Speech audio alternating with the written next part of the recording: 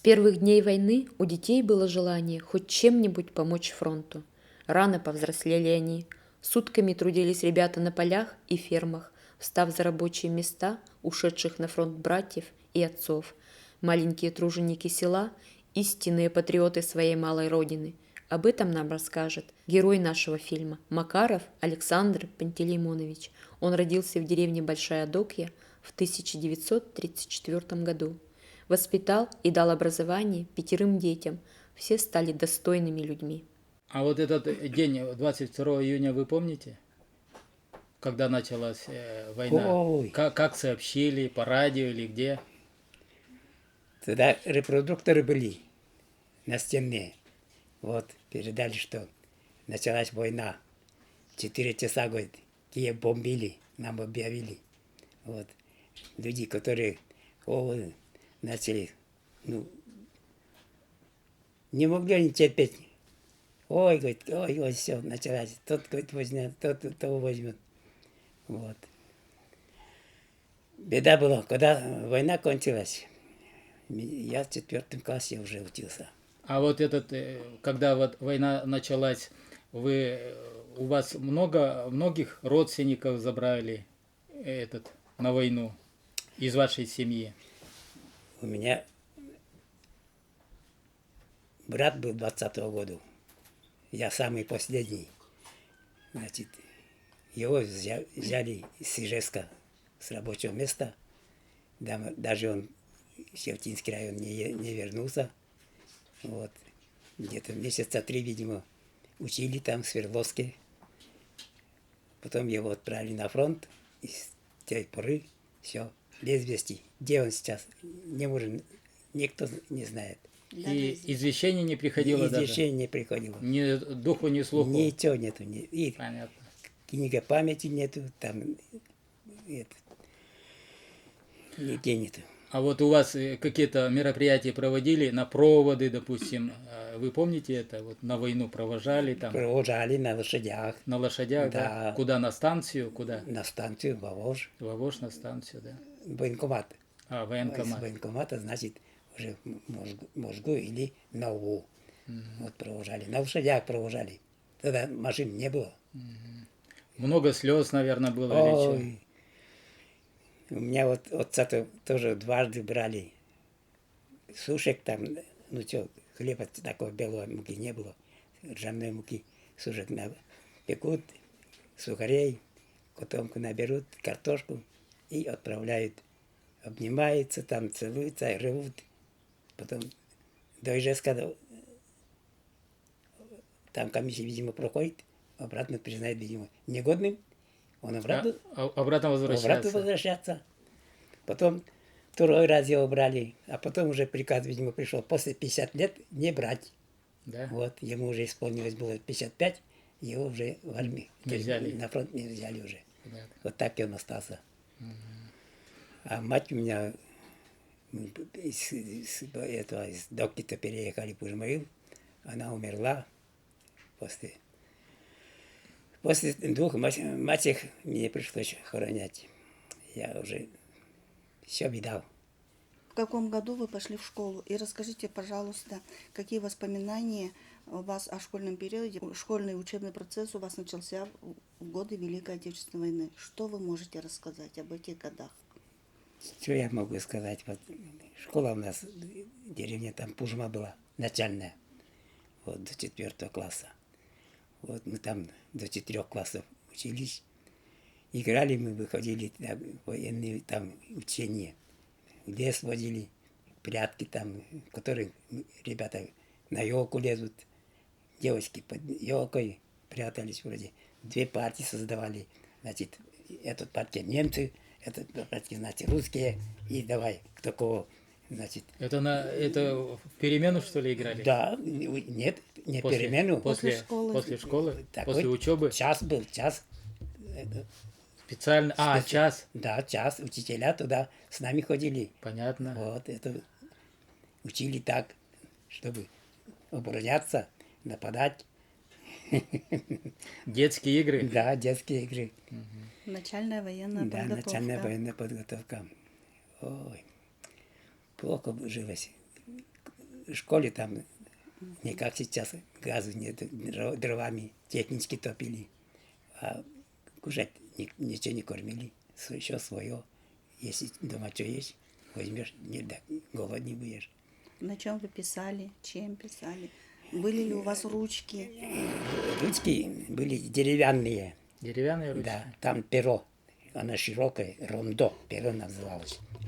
Писали. Сейчас уклоны такие ведь сейчас нету, все это шариковая ручка. Хоть так пиши ты, хоть так пиши. Правописание никто сейчас не смотрит. Раньше ведь линейками эти тетради были. Уклоны, что так было. Вот. Чернил не было. Где-то найдешь, там в конторе, скажем, если знакомый есть, химический карандаш, его нарежешь, чернил делаешь, сажи там набираешь было. Тетради, скажем, дают тебе на месяц 2 тетрадя. Кончается, больше купить-то негде. Купить не на что. Идешь в конторы там, которые на те негодные там давали бухгалтера. Вот туда писали. Плохо было жить. О, А этот после учебы, допустим, вас на работу привлекали в колхоз куда-то? Чего вы О. там? Как работали? Помните это, да? идешь на поле сразу картошку собирать. Раньше на лошадях же копали, пахали. Матери есть план давали, столько, значит, ты ведро собрать и столько выкопать. Идешь помогать уже матерям, как из школы врача. Лен сели, идешь, рвешь уже 6-7 лет, уже можешь рвать. Вот, помогаешь. Родители вяжут снопами и ставишь вот так. Колотили, техники не было. На землю настелют машинами, катали, а потом эти снопы обратно развязывали, по лугам склали, чтобы под дождь попал. Потом его обратно снимают, потом вяжут и на лензавод в Милгу отправляли. Ну, много сели. А какие мероприятия у вас проводили в школе? Мероприятие, Линейки. а линейки каждое утро было. О чем там говорили? Ну, Об учебе? как об учебе и этот. Пришел ты туда в школу вовремя, если, скажем, вот построят, перекличку делают. Макаров, тут я, значит тут. Нет, опоздал. А по какой причине опоздал? Почему не пришел? Там уже объявляют. Никуда ты не убежишь. Вот другие колхозы после учебы нас водили классами, скажем, путь к Комине там недалеко было, километров 5. Туда идешь с полным классом, человек, скажем, 25 так, лен теребить, помогать. Значит, этот колхоз, если богаче, он справляется, а тот устает, идешь туда. Картошку собирали тоже.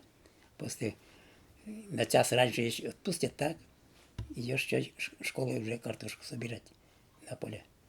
Ну и дома у вас, наверное, было большое хозяйство. Все-таки и дома приходилось помогать. Да, дома огород тогда были 50 сотков. А навозу-то не было. Картошка не удалась.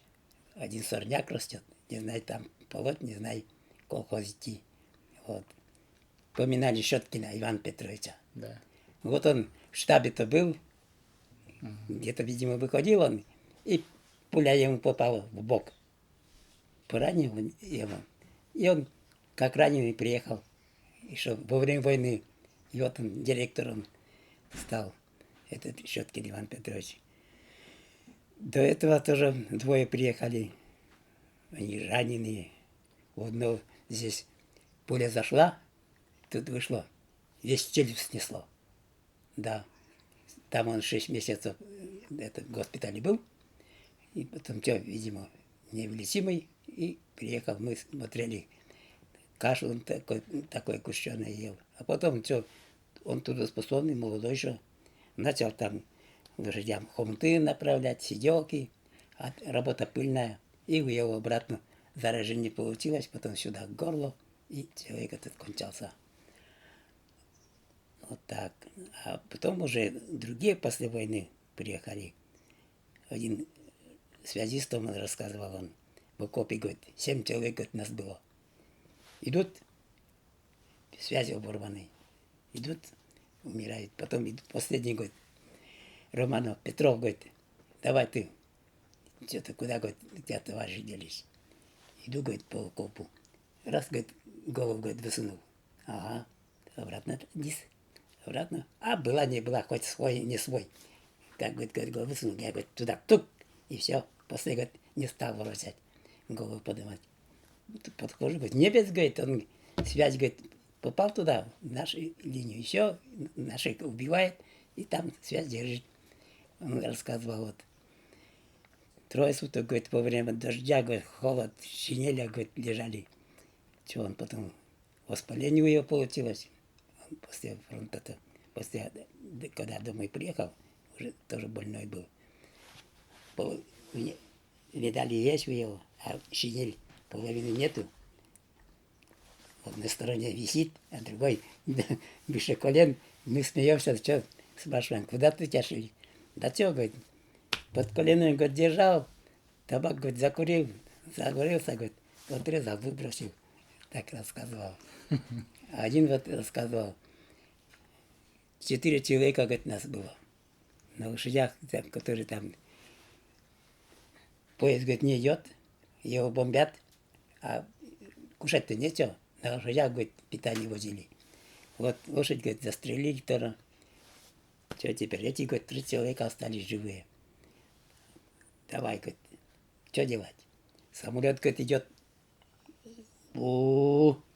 А другой, говорит, давай под мертвых людьми залезем, и, может, это жив останемся. Прикрываем, говорит, мертвого человека 2 сюда, опять, говорит, залет делать. 3 раза, говорит, залет сделал. Больше, говорит, не прилетел. Вот нас, говорит, 3, говорит, остались живыми. Спрятались. Да. Этим такое жилище. Теперь, говорит, не знаем, куда идти. Нет живых. Если, говорит, не. Все, говорит, место незнакомое. День, говорит, прошло, 2 прошло. Кушать, говорит, охота. А что, солдатские котелки, говорит, есть. А лошади, говорит, там застрелены, они еще более-менее, говорит, мясо, говорит, выгоднее. Отрежешь кусок, немного приваришь. Вот так, говорит, 3 суток, говорит, мы как заблуженные люди, говорит, ходили. А после, говорит, нашли, говорит, своих. Этим, говорит, я только жив остался. Один тоже офицер рассказывал. Ага. Он, говорит, был на пехоте. Вот. Ну, сказали, говорит, кто пойдет на офицера? Сказал, говорит, я. Вот. 6 месяцев, говорит, учили. Потом его, говорит, на дальневольную пушку, зенитную артиллерию, пушка, говорит, 16 килограмм, говорит, снаряд. Вот, как, говорит, начинаешь стрелять, что-нибудь, говорит, палку возьмешь и что, и откроешь, ухо, говорит, бах, говорит, с воздуха, говорит, даже снаряд видно. Потом он дошел до Польши. Молодежь, говорит, пригнали, пополнение.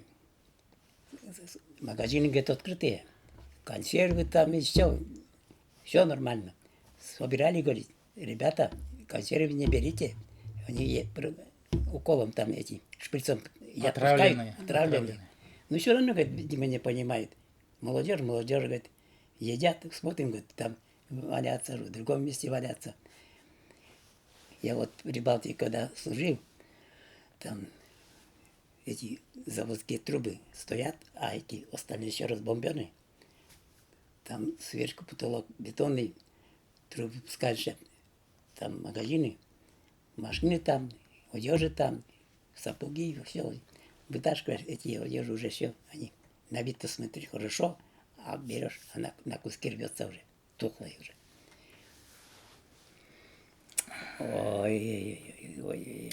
Вот во время войны ведь вот где-то более-менее в 43-м году уже наши стали брать вверх, да, 43-го года.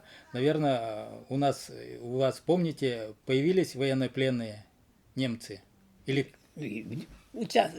Башминский участок, потом Нюрнбург-Котля сейчас говорят. Там одни немцы были. Одни немцы? Да, они строили эти поселок немцы. Они вот даже торф снимали вот такими кусками, плитками. Вы видели их? Да, я сам там работал тоже Вместе с с ними, что ними, ли? потому что кушать дома нечего. Идешь туда, вот такие плитки собираешь, они на солнышко подсыхают, потом их собирали туда. Дров-то не было, газу не было, нефти не было.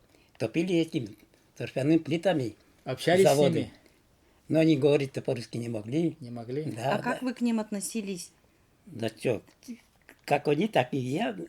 Все, ничего, не обижали, ничего. А утром иногда вот туда идешь, это, они умирают с голоду тоже. Жить-то негде у них ведь тоже. Один был лесником, как-то, не знаю, он интересно. Устроился, да, лесник? Устроился, да, лесником. Жену нашел русскую. И жил он там. Ребят наделал. Лесником устроился. А вот кто-то ведь у нас шел на войну, допустим, но были ведь и беглые, их называли, дезертиры. У вас такого не было в вашем округе? Не слышали? В лесах люди наши прятались? Были. Когда я маленький был, сюда вот, недалеко леса. Туда ходили мы. Мы это боронили. Днем полты, а боронили-то на быках. Лошадей-то на фронт брали. Вот. И всего 3 головы остались. Остальные 18 голов быков. Они обученные. И пахали, и боронили. И вот летом, во время, значит, уборки там, жара, нам сказал председатель, вы сейчас идите, собирайте, что найдете, а на ночь работать. Мы вот уже 8 часов вечером запрягом и пошли пахать или боронить. А вот туда мы пошли, что-то там из этой деревни, из Гречпудги, вот которым было 18-19, их уже брали было на войну, они скрывались, они в лесу, видимо, жили. Что смотрим, там на дерево что-то повешено и обдирают. А мы на пенек, что, откуда мы знаем? На пенек забрались, одного говорит, Миша, иди сюда, Коля, иди сюда. А да, посмотрим. А они нас посмотрели, увидели, там костер, хотели к нам, давай побирать. У нас лукошки были такие, ведра раньше не было. Из этого, из липы снимает, лукошку делает, малину собирать. Там пенек, не пенек, валеж, побежали мы. Потом пришли в свою деревню, председателю сказали, председателей тогда мужиков не было, женщины, мужиков не было. Остались только мужики, которые 68-70. Остальные все, ни одного мужика нету. Вот на фронт брали.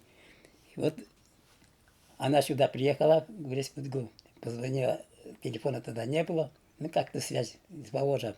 Милиции подъехали, нас, где вы видели? Мы повели, а там из этого ночи, видимо, баранов тащат, теленка тащат, едят там, костер у них, палатка сделана. Вот 6 человек их Неплохо из живут. Кайшура, 3 было из Греспудги, Поймали? 3 поймали всех, туда куда-то увезли. Понятно. Да, ой. Кому охота было? Да. Вот портянные мешки-то есть? Вот, Такие штаны, да. краски не было.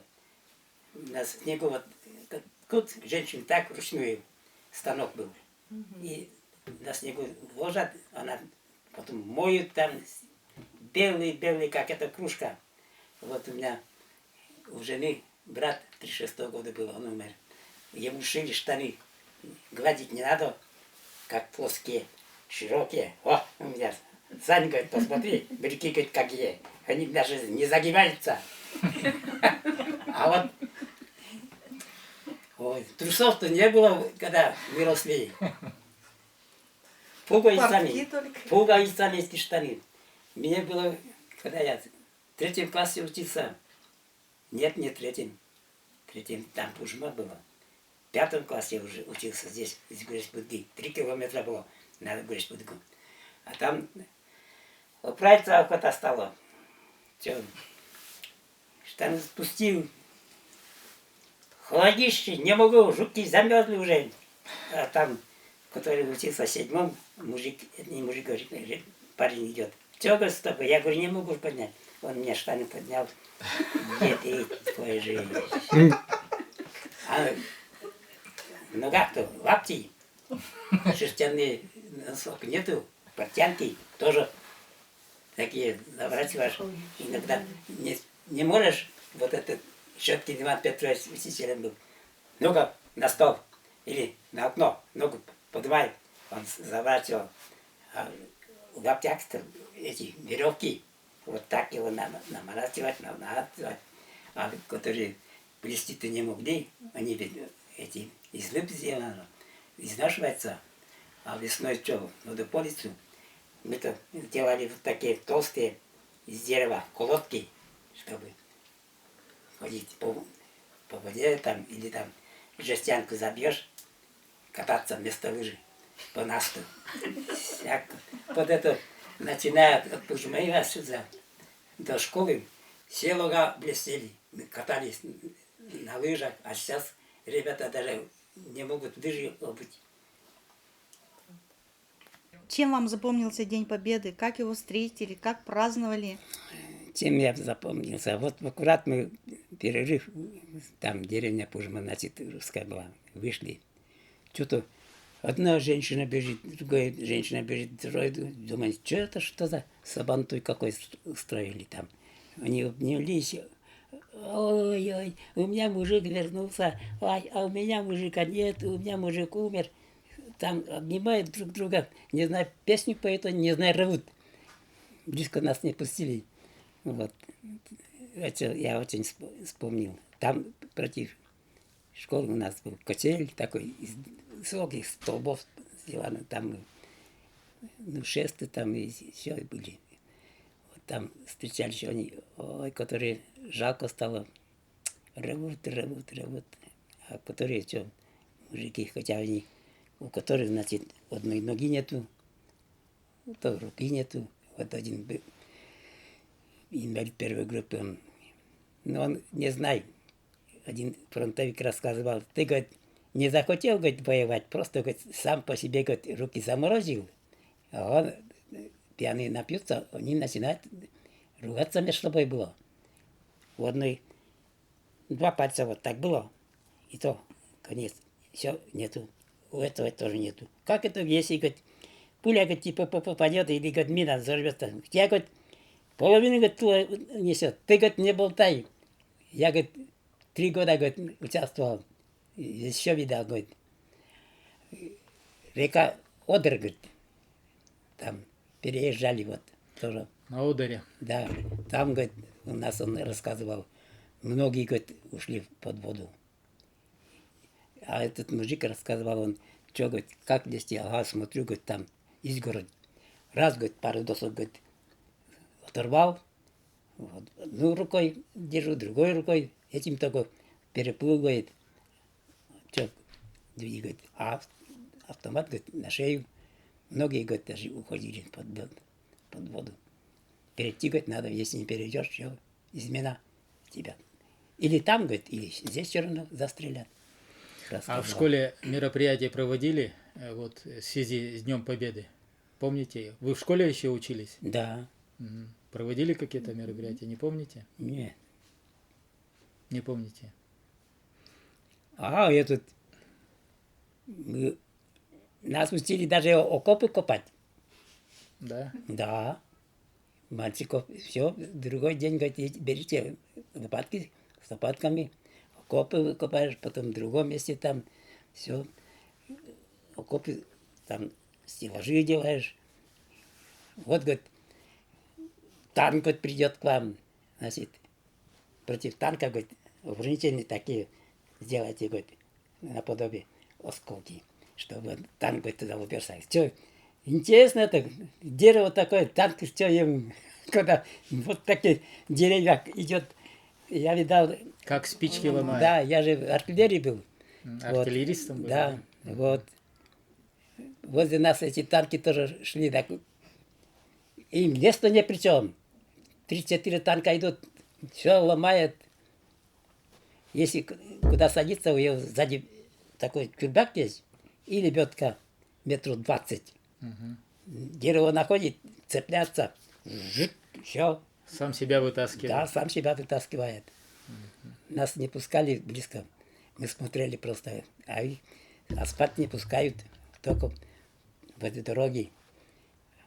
А помните, как встречали победителей? Может, кого-то из села, там, деревни, наверное, чествовали их или не было этого? Там, может быть, в колхозе какие-то собрания там торжественные проводили. В колхозе я не видал, но они на День Победы, который там 4 мужика в Пужмаиле было, они сюда в республику приезжали. Но опять, которые были в плену, их обижали. Обижали? Да, Предателями считали. да. Их уже, как вроде ты, не фронтовик признавали. А многие вон, что, виноваты, что ли, один вот рассказывал. 28 человек, говорит, нас было. И не подумано, говорит, все. И старший лейтенант, говорит, там был, 4 человека. И он, говорит, с нами, говорит, вместе попал. Окружили, говорит, на 2 человека, говорит, один этот карабин. Вот, обеспечения, говорит, нету, стрелять нечем. Вот так вот попал в плен, рассказывал он. Не ранее ничего не рассказывал. Вот его тоже. Он, здесь вот в конторе у нас было написано. Фронтовики, фамилии там, год рождения, а там внизу изменники. Да. Вот если ты в плен попал, то изменник. Никакой льготы нет у тебя. А у вас ведь тоже родные были на фронте? Кто-нибудь вернулся? Как встречали? У меня родных никого нету. Все погибли? Да, один был в 20-м году, я говорю, тот куда-то, не знаю, куда делся, до сих пор нету. А дяди какие-нибудь? Нет, Родственники нет, не было? я самый последний, вот, у меня мать родила 6 человек. Все они умирали, вот, 20-й год, который 20-й году, он живой, и я последний. Меня даже не стали было крестить, все, говорит, умрет, все, говорит, в больницу не будем водить. Раньше земли давали же, колхозов не было, вот, у каждого, говорит, земля своя была. Ручную жмешь, значит, полешь там, все. Идут, говорит, на поле меня ведут, там такой кресло, говорит, ставят, жерди, это, раньше там зыбки называли. Туда, говорит, просят. У меня голова-то, видишь, продолговатая. Меня уже не смотрели, все равно, говорит, те умирают, этот, говорит, умрет. Я до сих пор живу. Вот интересно. 6 лет, которым было даже моим сестрам, 3 года, вот такие, раньше поносы, говорит, были, какие-то черви, там и эти тесотки появлялись. Вот и врачей-то не было. Ой, житье было, ой-ой-ой-ой. Горох сели, сторож ставили. Репу садили, значит, сели в колхозе. Сторож был. Что, дома кушать нечего. Лен теребили, возле лесу там, ага, женщины ушли. Пошли, смотрим, никого нет. Возле лесу пошли, горох теребили, и давай в лес. Ели. Потом пить охота стало. А там женщины ушли, у них вот здесь снопов-то бутылка, там 2 бутылка, 3 бутылки воды-то осталось. Я его половину хлопнул. Потом меня начало сдуть, едить твою жизнь, домой пришел. Мать-то не родная была. Все с тобой? А мне дышать уже ничего. Все сделалось. Я говорю, горох ел. Она меня пинает уже, мягчит животок. Я уже, все. Мыло рот натолкала, задницу натолкала. Потом меня понос прошибло. Этим я только живой остался. Еды твой. А что дома идти? Дома нечего кушать. Вот и поле находишь что-нибудь, вот этими жили. Наелись, да? Да. Вот весной, когда где картофельный участок, там часть картошки остается, это крахмал называется. Вот этот крахмал мы собирали, по полю ходили. Из этого лепешку пекли. Сейчас вон эти колобашки вот такие пекут. Вот из этого из крахмала колобашка получается. Там может грамм 100. Даже не будет посыпки. Ну, а муки-то не давали. Вот ребятам не давали. Взрослым только по 300, по 400 грамм. Если на трудный день 5-6 килограмм получает, скажем, на неделю. Все. Или ты собаку корми, или себе оставляй. Ой-ой-ой-ой-ой. Налог был. Если у тебя овечка есть, ага, налог не платил. Последнюю овечку забирали. Все, не спрашивали. Корову держишь 100 литров, дай государству. Овец держишь 800 грамм с головы, 6 дай. Куриц держишь 10 штук, значит, курицы сдай. Носки вот эти для фронта, женщины вот вязали эти, пленные, что ли, они были, финны, карело-финны, говорили они. Их выселяли, видимо, и по России сюда пускали. У кого там одиночка живет, женщина, по 2, по 3 человека их вмешали. Вот они там платки вязали, эти женщины. Сейчас говорят, пуховые платки. Коз держали. Они, им даже это привозили. У них лучше жили, чем колхозники. Да, их угощали хорошо. Ну, после как война кончилась, их обратно. Все. Ребята тоже работали в колхозе у их. Женщины молодые тоже были, тоже работали. Что бы вы вот нынешней молодежи вы хотели пожелать молодым людям?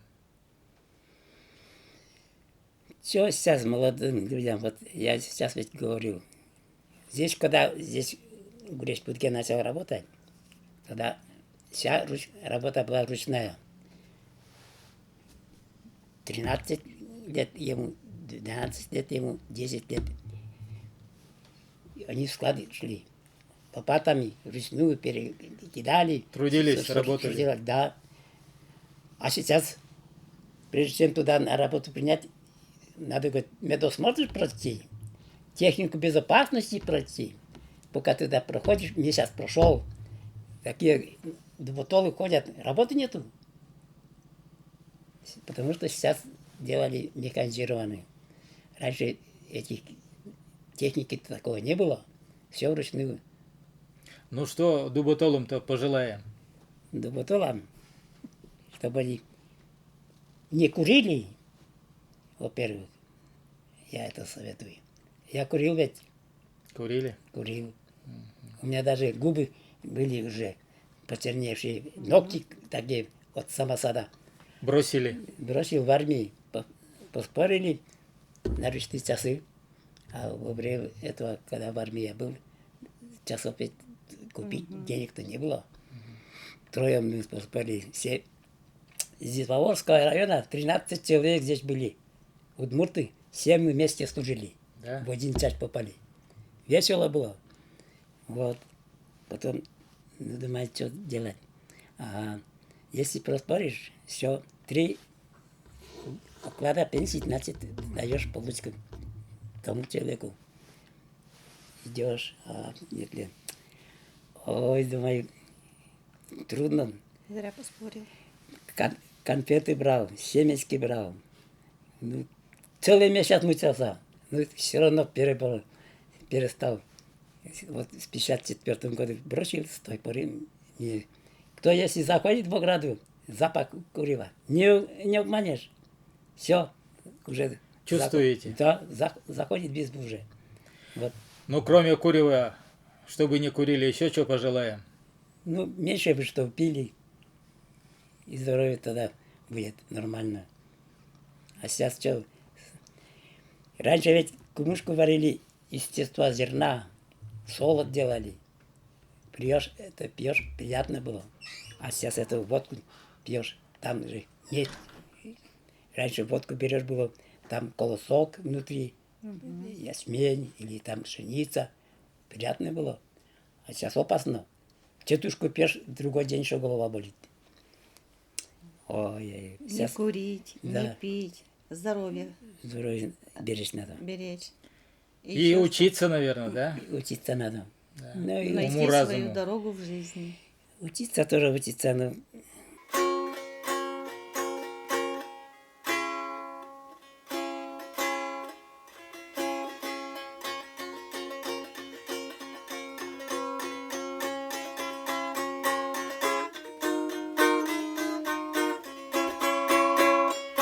Только улице иду, да вороты слышикаю. Наши девочки идут, да только песни запою.